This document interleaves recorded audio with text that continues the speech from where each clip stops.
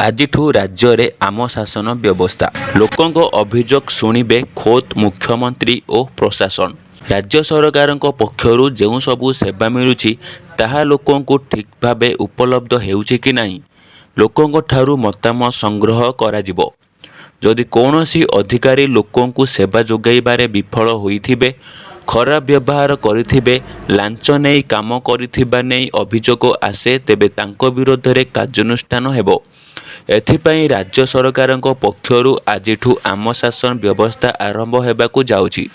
BJD ସରକାର ଅମଳରେ ଯେପରି 5T ମୋ ସରକାର ଚାଲିଥିଲା, ସେହିପରି ଢାଞ୍ଚାରେ ଏହି ଆମ ଶାସନ କାର୍ଯ୍ୟକାରୀ ହେବ। ହେଲେ ଏଥିରେ 5ଟି ଅଧ୍ୟକ୍ଷ କି ସଚିବ ଭଳି ପଦବୀ ରହିବନି।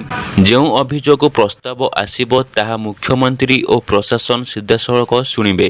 ଏଥିରେ ପ୍ରାୟ 20ଟି ବିଭାଗର 150ରୁ ଅଧିକ ସେବା ଉପଲବ୍ଧ ହେବ।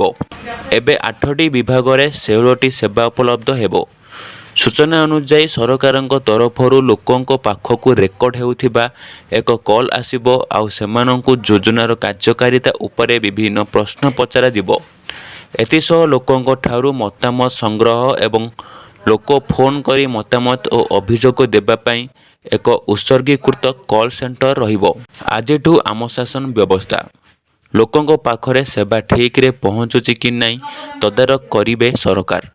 ଥାନାଠୁ ଆରମ୍ଭ କରି ମଣ୍ଡି ସୁବିଧା, ସୁଭଦ୍ରାଠାରୁ ଭତ୍ତା ମିଳୁଛି କି ନାହିଁ ତଦାରଖ ହେବ। ସୁବିଧା ମିଳୁଛି କି ନାହିଁ ଲୋକଙ୍କଠୁ ମତାମତ ନେବେ।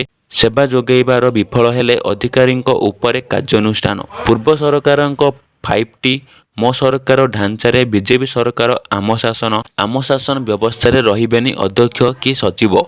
ଅଭିଯୋଗ କିମ୍ବା ପ୍ରସ୍ତାବ ଆସିଲେ ସିଧା ଶୁଣିବେ ମୁଖ୍ୟମନ୍ତ୍ରୀ ଓ ପ୍ରଶାସନ। ଆମ ଶାସନରେ ଉପଲବ୍ଧ ହେବ 20ଟି ବିଭାଗର 150ରୁ ଅଧିକ ସେବା। 5T ଭଳି ଲୋକଙ୍କୁ ଫୋନ୍ କରି ସେବା ବାବଦରେ ଲୋକଙ୍କ ମତାମତ ନେବେ ସରକାର। ଲୋକଙ୍କ ପ୍ରସ୍ତାବକୁ ଆଧାର କରି ଯୋଜନାଗୁଡ଼ିକ କାର୍ଯ୍ୟକାରୀ କରାଯିବ।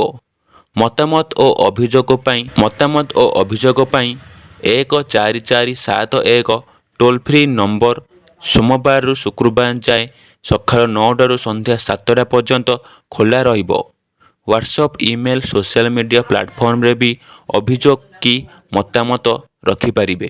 ଏହିପରି ଲାଟେଷ୍ଟ ଅପଡେଟ୍ ପାଇଁ ଚ୍ୟାନେଲକୁ ସବସ୍କ୍ରାଇବ୍ କରିବା ସହ ଭିଡ଼ିଓକୁ ବହୁ ମାତ୍ରାରେ ସେୟାର କରିବାକୁ ଜମାରୁ ବି ଭୁଲନ୍ତୁ ନାହିଁ।